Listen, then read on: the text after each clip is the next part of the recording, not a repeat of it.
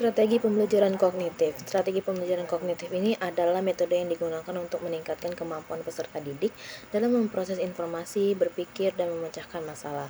Strategi ini bertujuan untuk membantu peserta didik memahami konsep dan menerapkan pengetahuan secara efektif secara meningkatkan retensi informasi. Nah, metode yang sering digunakan dalam strategi pembelajaran kognitif ini yang pertama itu diskusi tanya jawab, yang kedua metode inquiry, yang ketiga pembelajaran berbasis proyek, yang keempat pembelajaran kooperatif, yang kelima peta pikiran. Strategi pembelajaran efektif adalah strategi yang menekankan pada pembentukan sikap dan nilai-nilai positif dalam diri peserta didik, serta pengembangan keterampilan sosial dan emosional. Fokus utamanya adalah pada perubahan karakter dan perilaku peserta didik, serta bagaimana mereka dapat bertindak sesuai dengan nilai-nilai yang telah dipelajari. Nah, model yang sering digunakan dalam strategi pembelajaran kognitif ini yang pertama itu adalah klasifikasi nilai, yang kedua itu pengembangan moral kognitif, yang ketiga percontohan atau modeling. Strategi pembelajaran kooperatif atau cooperative learning adalah pendekatan pembelajaran yang melibatkan siswa bekerja sama dalam kelompok kecil untuk mencapai tujuan belajar bersama. Strategi ini menekankan interaksi positif, tanggung jawab bersama, dan saling membantu antar anggota dalam kelompok menyelesaikan tugas dan mencapai tujuan belajar. Nah, metode yang sering digunakan yaitu yang pertama Jigsaw, yang kedua Student Team Achievement Division, yang ketiga itu Think, Pair, Share.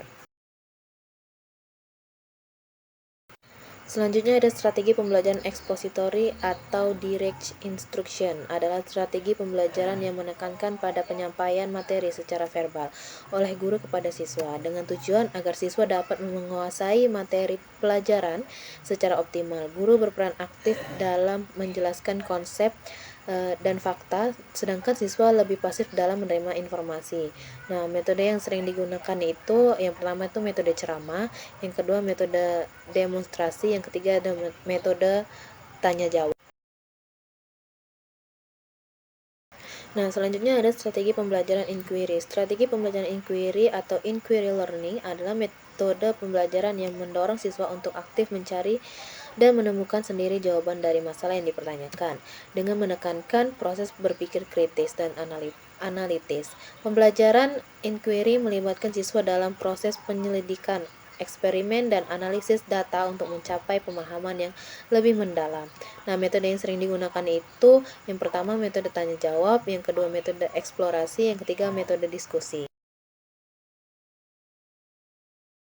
Selanjutnya ada strategi pembelajaran kontekstual. Strategi pembelajaran kontekstual atau Contextual Teaching and Learning atau CTL adalah pendekatan pembelajaran yang menekankan keterlibatan siswa secara aktif dalam menemukan materi dan menghubungkannya dengan situasi kehidupan nyata, sehingga mendorong penerapan pengetahuan dalam kehidupan sehari-hari.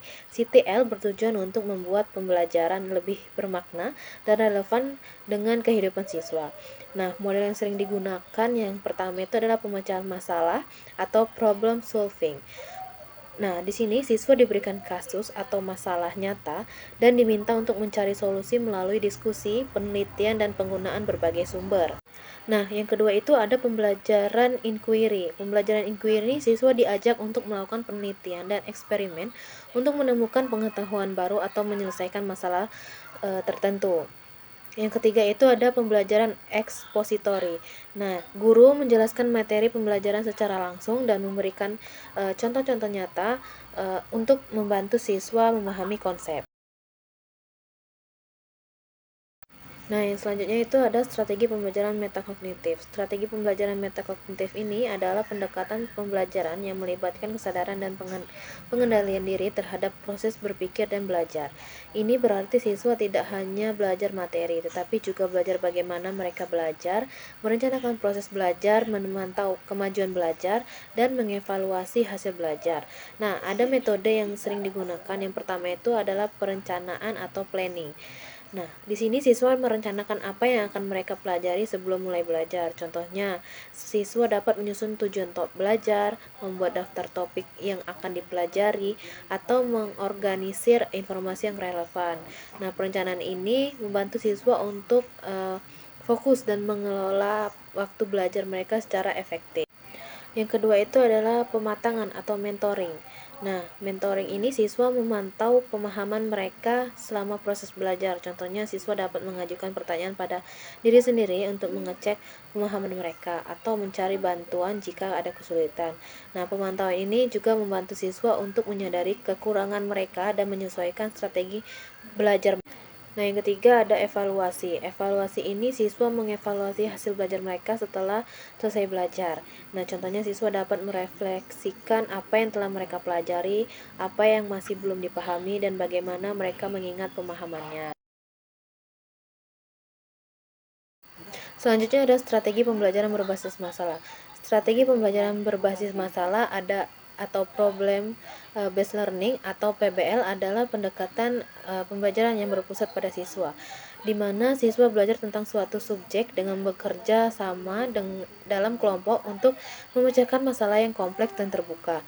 Nah, metode yang digunakan itu yaitu pendekatan yang berfokus pada pemecahan masalah untuk membantu siswa memahami setiap konsep dan mengembangkan keterampilan yang relevan dengan kehidupannya.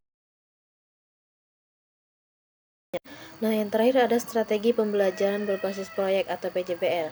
Adalah pendekatan pembelajaran yang menjadikan peserta didik sebagai pusat pembelajaran dengan menggunakan proyek atau kegiatan sebagai media untuk menghasilkan berbagai bentuk hasil belajar. Proyek yang digunakan dalam PJBL biasanya terkait dengan dunia nyata dan melibatkan eksplorasi, penilaian, interpretasi, sintesis, dan pengumpulan informasi oleh peserta didik. Nah, metode yang digunakan dalam PJBL ini yang pertama adalah eksplorasi. Nah, di sini peserta didik melakukan eksplorasi terhadap topik atau masalah yang diberikan, mencari informasi, dan mengumpulkan data. Yang kedua itu ada penilaian. Nah, penilaian ini peserta didik mengevaluasi informasi yang mereka kumpulkan, menganalisis data, dan membuat kesimpulan. Yang ketiga itu interpretasi. Nah, interpretasi ini peserta didik menginterpretasi hasil penelitian mereka dan menarik kesimpulan yang relevan. Yang keempat itu ada sintesis. Sintesis itu peserta didik menyintesis informasi dan gagasan yang telah mereka kumpulkan untuk menghasilkan produk akhir dan solusi. Nah, yang terakhir itu ada informasi.